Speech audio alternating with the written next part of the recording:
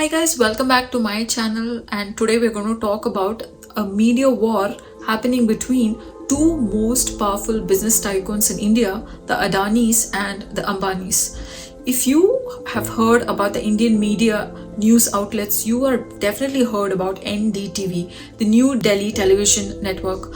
Now, NDTV was one of the most popular television networks in India through the 90s and 2000s. Before they came to spotlight, it was the Doordarshan or the national television that was popularized because it was streaming at the Indian television network before the cable TVs became popular and they started streaming movies on demand and on subscription.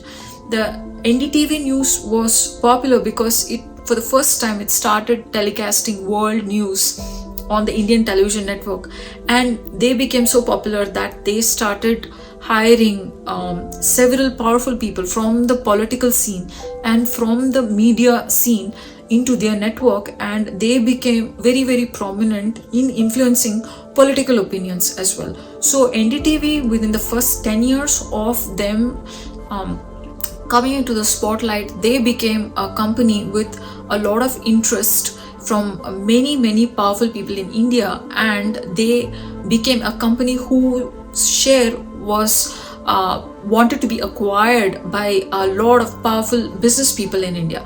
Now, how does this equation work? Why did NDTV go public, and who owned the shares? Well, NDTV was owned by the two founders, Pranoy Roy and Radhika Roy, the husband and wife who started this network. Pranoy Roy owned about 19% and Radhika Roy about 20% of the stake. And there was another organization, they started RRPR, which is a company which also owned stake in this company.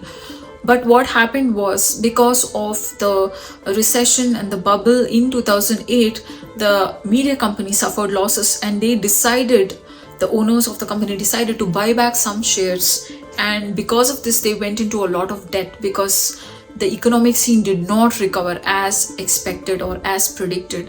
Because of that, they went into a debt, and they borrowed money from a network called VCPL. This is a shell company which was, I think back then it was a shell company which was kind of owned by the Ambanis. Now, the Ambanis were operating with a different name, and they were influencing this whole equation of Pranoy Roy and Radhika Roy, repaying their debt. And because of this, a lot of losses were suffered. And now, as of today, Adani Group is trying to come and rescue this media company. There is a war going on between the Ambanis and the Adanis. Now, what is the point of two business tycoons fighting over a media outlet?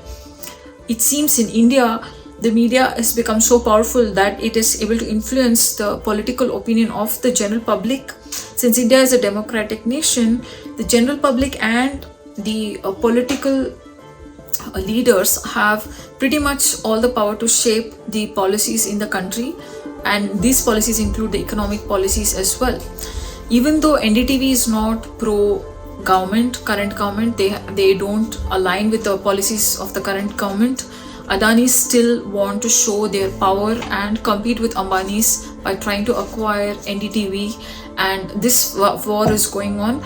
These are very exciting times in India to be in the media scene. So check out what has been happening with NDTV. This is a great lesson for all media outlets and media networks on how to have control in their own organization and not give it away to businesses who are trying to play the game of market leadership, who are trying to win the game of shaping the government policy by showing their power in the media. Media outlets should be independent, they should be fair and square, they should say things as they are. I'm a huge fan of Palki Sharma Upadhyay, who speaks her mind, who's very unbiased, and I love your news. These are all First Post. These are all channels who have a lot of unbiased opinions. I hope you found this video useful, and do come back for more content like this. Like and subscribe so that we can keep this channel going. Thank you so much, and I'll see you in the next video.